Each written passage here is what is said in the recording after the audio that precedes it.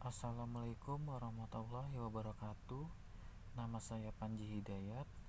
Saya akan meresum film Mary Riana Manusia Sejuta Dolar. Saya akan menceritakan cerita tersebut. Pada tahun 1998 terjadi krisis di Indonesia dan telah membunuh warga Tionghoa yang tinggal di Indonesia. Pada saat itu, Mary dan orang tuanya ketakutan dan tidak bisa keluar karena sudah dihadang oleh massa. Dan akhirnya, bapaknya Mary memberikan Mary sebuah tiket untuk pergi ke Singapura. Tetapi si Mary tidak punya uang, dan pada akhirnya orang tuanya menjual laptop miliknya untuk ongkos ke Singapura si Mary. Dan pada akhirnya Mary Riana berpisah dengan kedua orang tuanya. Dan pada saat itulah Mary memulai hidup baru di Singapura. Mary adalah anak yang sangat kuat dan mandiri. Lalu ketika sampai di Singapura, dia ketemu teman semasa sekolahnya di Indonesia. Dan dia ketemu di suatu kampus yang ada di Singapura.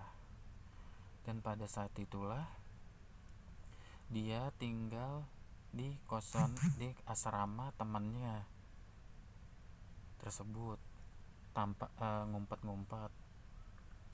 Dan pada saat itu temannya memberi jalan Mary agar Mary bisa tinggal satu kamar dengannya. Lalu pada saat kemudian Mary ketahuan ngumpet di tempat kosan temannya, dan pada akhirnya pihak kampus pun mulai memberi tindakan tegas terhadapnya bahwa temannya Mary tidak boleh membawa temannya ke dalam asrama karena bukan mahasiswa asrama tersebut. Pada suatu hari, temannya Mary punya teman cowok namanya Dava. Nah, Dava inilah yang bisa membantu Mary untuk menjadi jaminan tinggal di asrama temannya. Singkat cerita, akhirnya cowoknya mau membantu si Mary Riana untuk menjaminnya agar bisa tinggal di Singapura. Dan Mary Riana mendapatkan uang saku per bulannya untuk makan sehari-harinya. Bagi Mary, uang itu tidak cukup untuk kehidupan sehari-harinya karena hanya mempunyai uang sekitar 4.000 sampai 5.000 dolar Singapura. Dan pada akhirnya Mary mencari kerja sendiri. Pada saat itu Mary mulai mencari pekerjaan di jalan-jalan atau di toko-toko. Tetapi toko itu tidak menerima atau membuka loker untuk orang asing, apalagi belum ada surat untuk izin kerja di Singapura. Dan akhirnya Mary bekerja di kayak pembagian brosur gitu. Dan pada akhirnya beberapa hari kemudian Mary ketahuan oleh petugas Singapura bahwa dia orang asing dan tidak boleh bekerja di sana. Pada akhirnya dia diajarkan oleh Dev untuk belajar berinvestasi di online dengan modal 1.000 dolar Singapura.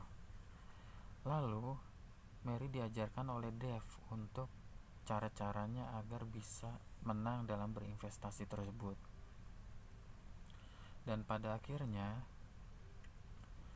si Mary pun telah senang untuk mendapatkan sebuah bonus berinvestasi tersebut.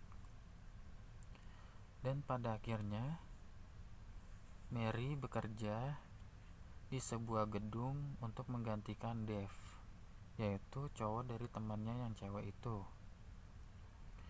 Dan suatu ketika Mary dan Dev saling suka satu sama lain.